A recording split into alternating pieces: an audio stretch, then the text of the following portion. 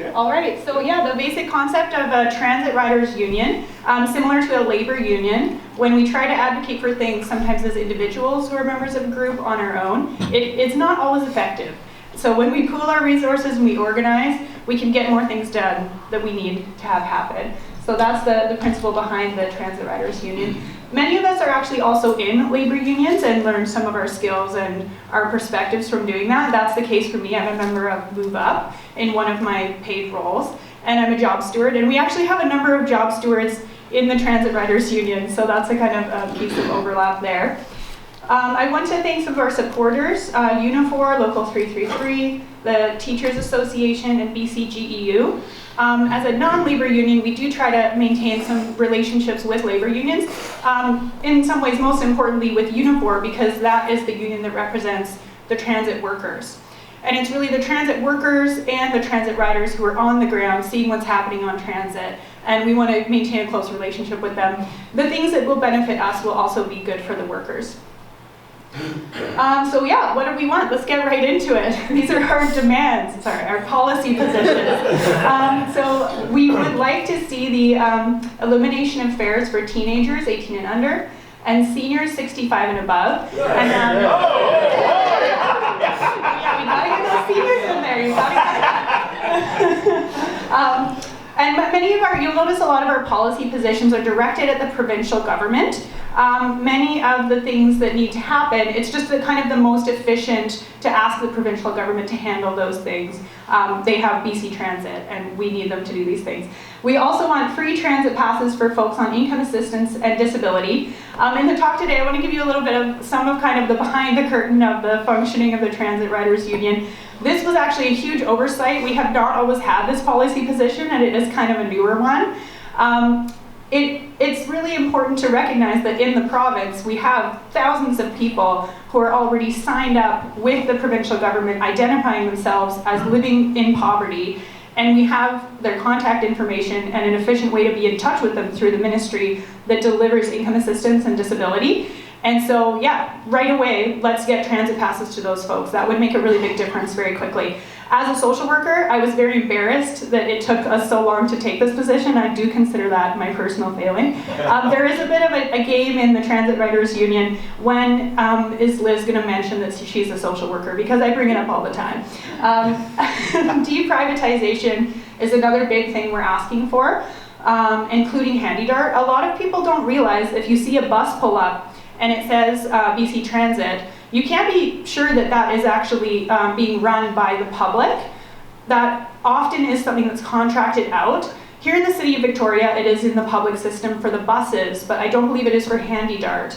So much of our public transit is being run by private companies under contract, and we run into some really big issues with that. I'm going to get into one later. There was recently a super long transit strike that took place in the Cowichan Valley that was a service interruption of about 7 months. And that was one of our contracted out systems. So we really want to see those come back into the public realm. We want increased investment in public transit within and between communities. In many kinds of advocacy spaces, you run into this idea, we have to choose what we're going to ask for. You can't ask for too much.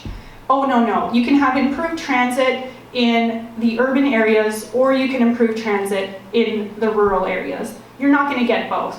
You can have more affordable transit or elimination of fares, or you can have better service. You're not going to go get both. Don't even ask.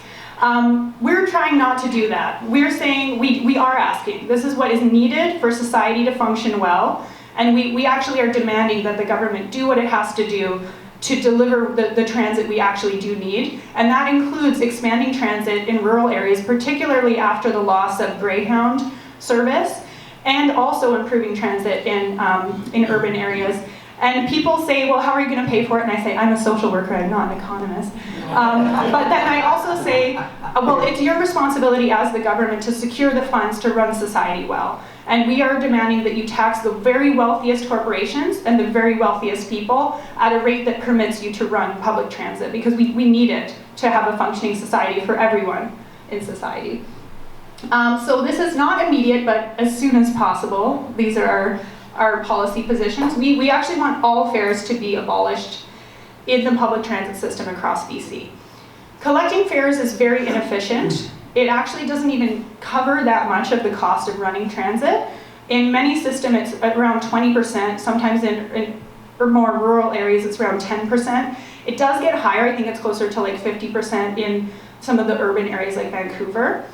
But it creates so many harms, and it also is a waste of time and money and effort on behalf of so many people within the system. So when you think about folks who are going to have to issue specific transit passes, like here in the city of Victoria, they issue specific transit passes for youth so that they can get on the bus. All of that energy, all of the money it costs to maintain the fare collection structure, all of that can be redirected to delivering the service if you eliminate the fares. So we really are hoping for a future where public transit functions like the public library, where it is funded like through a just system of taxation, and it is run in a way that you don't pay for the service when you're accessing the service. It's just not efficient, and it creates a lot of harm. We also want to improve mechanisms for riders and workers to guide decisions about transit. As I was saying, the riders and the workers are the folks on the ground seeing how things are functioning, and it's so important for us to get to feedback up to the decision makers what's going on down here. So yeah, as I said, I'm not an economist, but Mark Lee, it's really small here, but this is a little screenshot of an article by someone called Mark Lee. He is an economist, and his article in 2024 that appeared in the Tyee, Why BC Should Make Public Transit Free, has a lot of the numbers that you may be wanting to see that I don't have time to get into right now, and that's not really my area of expertise. I think he estimated that to eliminate all transit fares in BC, not taking into account the service increase that we would need to see would be like, I think it was $750 million a year, which does sound like a lot, but one of the areas he doesn't get into that I think is very important as a social worker is the amount of money you would save in healthcare. So he's making the case here for why it is economically sound, and it's not an increase in public spending, it's really a redistribution of public spending. He's talking about the costs of congestion, which is huge, and he's also talking about the cost of maintaining infrastructure that supports personal vehicle use, which is very expensive and is a really, really heavy item on the budget in BC. But he doesn't even get into the savings that could happen in healthcare. And I think those would be massive. And the healthcare budget in BC is like $35 billion. He says it would be a few $billion probably per year with the full expansion that we would need to see when we go to fare-free transit. So yeah, it is a lot. But TransLink in Vancouver, they're actually looking at replacing their fare collection infrastructure, the boxes that receive the fares and the system and the app and all of that. And they're looking at spending $507 million on replacing that, probably in a single year. So that's almost what it would cost to just get rid of the fares for that year, for the whole province. And then the NDP things I have down here, just wanting to point out that this is not like a fringe kind of idea. The members of the BC NDP at their recent convention, so this is not the MLAs, unfortunately. This was the members of the NDP. They did vote for two different really amazing transit-related resolutions, and those passed. One of them was asking for fare-free transit for youth and seniors, like we are initially, and one of them was also asking for fares to be eliminated completely, and that did pass. So, and the Green Party has it in their platform. There are mainstream-ish folks talking about these ideas in the province. I don't know if anyone else heard about Zoran Mamdani in New York recently. He's talking about making the buses free, and he did mention it again just a few days ago when he was brought into office as the new mayor of New York. So that'll be exciting. We'll probably get some data out of that when he does that. I don't know how many of you are familiar with memes like this. If you have any like city planning nerds in your life, you may have seen this type of meme. There is a really unfortunate trend in cities around the world that has happened for years where congestion gets really bad in the cities and they try adding like another lane in big roads, and then they add another lane, and then congestion gets bad again. It's just, unfortunately, the way it works, that does not solve congestion. Something that would actually solve congestion would be incentivizing people very heavily by making it free to take transit and having really excellent transit. So I'm thinking about recently in Victoria, we had that one accident and then the congestion just exploded through all of Saanich. I don't know if you folks, anyone was trapped in that or had loved ones who were trapped in that. That's the kind of thing that we are going to see more of if we do not act decisively to change how the cities in BC function. And free transit would do it. So this is going back to that piece I was speaking about our oversight, where we missed the big opportunity for a long time. We've got it in our positions now, to give transit passes to people who've identified themselves already to the province as either being in poverty and needing support, so that's income assistance, or being in poverty and having a disability, so that's PWD support.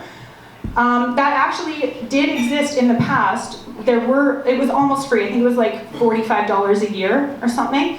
People with disabilities could get a transit pass, and they systematically all were given a transit pass when they were registered as being on PWD with the province.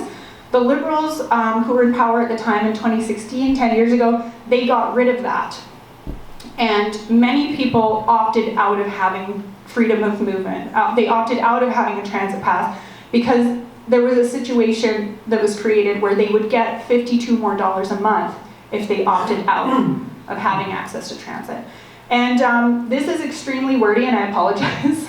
This is a screenshot from the article from that time, from the Times Colonist, when that change happened, from this person, Faith, who is an advocate and an expert on folks with disabilities. And she's just explaining here that the rates are so low that people didn't really, a lot of them didn't have the choice. They needed to opt to get that $52 every month. For some folks, that might not sound like a significant amount of money, but when you literally don't have, every month, you don't have enough money for food every single month, you are going to choose to give up your freedom of movement. We need to take that off the table. We're really wanting the government to increase those rates, first of all, to get people out of extreme poverty, and also to stop tying the rates to getting a bus pass. Just give them a bus pass. It's better for everyone if people in our communities can have their needs met.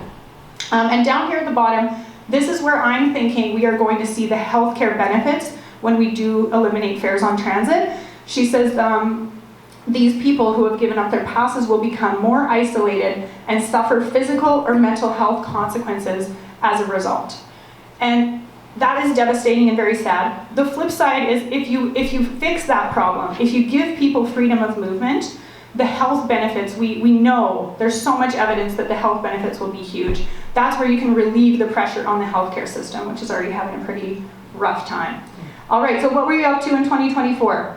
We talked to a lot of municipalities. There was a Union of BC Municipalities resolution that was brought forward for free transit for youth. There was another one for seniors. The seniors one didn't make it to the floor in 2024 or in 2025, so that is disappointing. We need some help advocating around that, if anyone's interested. The youth one did make it to the floor in 2024 and it passed. And I don't know if we had anything to do with that, but we did email all the municipalities in BC about it, and we spoke at all of the local ones. So that's kind of what we were up to for most of 2024. And we were quite new in 2024. We had just been formed. So we're quite a new transit riders union. What have we been up to in 2025?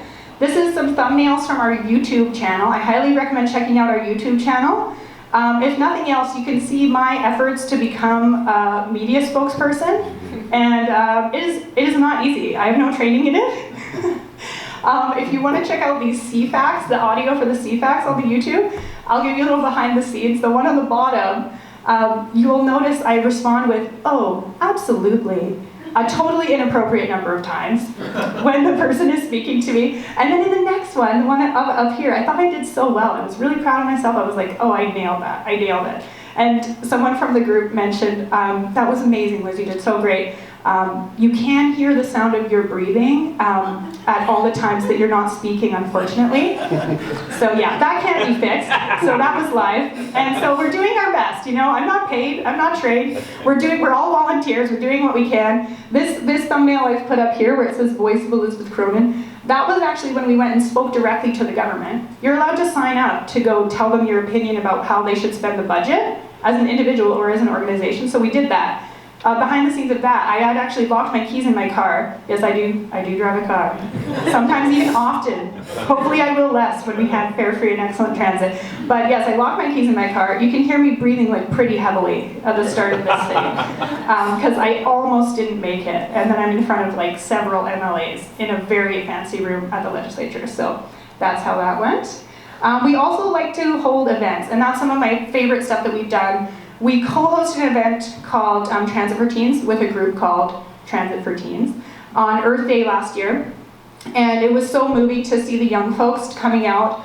Transit for Teens is kind of organized by something called the Center for Family Equity, a group advocating for justice for families in BC. And these young folks are associated with that group.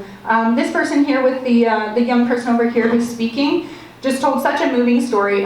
Here in Victoria, youth who are 18 and under who have an address in the city of Victoria can apply for a pass at City Hall and get it for free. It's an amazing program, and we're so excited that it exists. We want a provincial program to come and replace it, and it's not because we don't like it. We still want them to keep doing it until that happens. But this young person told a really moving story about just being on the bus. He does live in Victoria, so he can access that pass, and he has a free bus pass. And going through Esquimalt on the bus, and seeing a young person come up to the bus, his age, and say, hey, I don't have my bus fare, can I please get on? I'm trying to get home. And he had to watch that person get turned away at the door and just pull away in that bus and be like, I hope that kid got home. Wow, it's kind of cold outside. This is not okay with me. And I love youth. They notice injustice right away. You'll know that if you've ever tried to give different types of presents to a group of siblings. Yeah, they want it fixed. So they're awesome. This is a teacher who came out and spoke with us as well. You can see me holding a very young person here, looking weird in my sun hat as I do all summer. Another young person speaking. And this is a group shot from that day. That was a really heartwarming day. We also want to do some stuff that's not really like protest themed and is more celebratory and forming community. And so we had something called the Spring Transit Celebration. We made cards thanking transit workers for their work in our community. Our music canceled, so this is us trying to look up the words to the song Solidarity Forever so we could just sing it ourselves, so that was fun. We made t-shirts. One of the most important pieces of advocacy we've been working on in 2025 was supporting the Cowichan Valley transit workers. There was a strike that went on for 7 months. And so some of us would go up and support. Then we were asked by a transit rider in Cowichan Valley to go and help co-organize an event to support them, and we did that. This is an article about that. There's some of us getting off the bus. And there's a group photo. We did a nice rally. We marched through Duncan. We had speakers. And this was one of our events where we got like kind of the most media attention of any of the things that we did in 2025. There's me talking at the start of it. There's Alyssa. Everyone see? There's Alyssa carrying our banner right there. Yeah. And here you can see it says, after 7 months, BC intervenes in Cowichan bus strike. And I don't know if we were involved, but it did happen just a few days after we went up there. So we are really grateful to that community member who invited us up there and ended that strike. And we want not just an end to the strike, but we want that system to become public. And we don't want the multinational corporation that holds this contract to be able to make something like this happen again for the folks up there. Okay, I had to add this, I know I'm almost out of time. Literally yesterday, in the house I live in, near Jubilee Hospital, we found, a contractor found this old newspaper from 1943, a Victorian newspaper from 1943 in the wall. And do you see what it says here? It says, take a streetcar, save gasoline and rubber. We used to have streetcars here, you guys. We used to have such awesome transit. And then they also had this ad taken out by the streetcar company as well. And it says, help yourself. And it's basically encouraging people to move to the back of the streetcar. Stop clustering at the door. Get to the back of the streetcar, for the love of God. And it's good to know we have some of the same problems we had a long time ago. Some ideas from the past are awesome and they should be brought back. Streetcars are one of those things. So yeah, I had to blur out the faces because they were too cute and it was going to be dangerous for everyone's professional appearance at this meeting. But if you want to see pictures of these children on my phone later, approach me, because these are the kids I live with. On the days when it feels too hard, on the days when we hear from the folks down at the legislature, this is not going to happen. I think of these kids because I'm helping to raise them. Those are my sister's kids, and we have no choice. We have to do better. So consider joining us. That's our website, and that's our email. Thanks so much.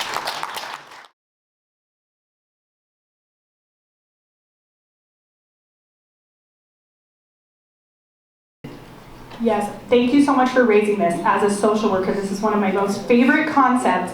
So I've heard moral distress from people who are in that age category who are like, I don't need a free bus. I don't want it. They're like, please don't give me a free bus before these other people. That's one of the reasons I'm really glad we brought in this piece around the income assistance and the disability folks, because I think that also really needs to happen right away. The thing is, as a social worker, I know what it looks like when you try to divide apart the people who have money and the people who don't. We call that means testing. It is so annoying, and it is very, very energy intensive and difficult. So that's why the way we're doing this and the way we're proposing it move forward, that's partly why we want to get to it just being free for everyone, because it is really hard for folks to personally have the energy to fill out forms, identify where they sit in that. Some of the people who would most need the free transit would actually be the people who haven't done their taxes and can't prove that they are low income as well, which is a huge problem. So yeah, the means testing idea, I see where it comes from. People don't want to get something for free that they don't need, but I'm thinking those super wealthy folks, we're going to get them on the other side. We're going to get them on the just forms of taxation side, and then do things in a way that's like very efficient on the other side. Oh yeah, no, thank you so much. And this is where we get a lot of pushback from even like on the surface advocacy groups that should be very aligned with us, saying you can't ask for both of these things. You cannot ask for excellent service, frequent service, and also want to eliminate the fares. It won't work. And we don't believe in that. We think that it's very important to also have excellent and frequent transit. That's one of the pieces we need to have as well. And so we are going to get pushback every step of the way from government saying, oh no, you have to choose, you have to choose, you have to choose. We've seen, like during COVID, we've seen how fast governments can mobilize to do stuff when they really are motivated to do that and when they have to. So we need to build a movement that is big enough to force them to have that level of urgency around making it affordable and also making excellent service. Because I choose to drive my car a lot, I'm not gonna lie to you. And it's partly because we don't have good routes where we need them. One of my jobs, my social work counseling job, I would have to take buses for like an hour to get home, at the hour that I get out and with where things are located. And it's like they're both so close together, that doesn't make sense. So our big slogan is fair, free, and excellent transit for all. The excellent is important. Got it.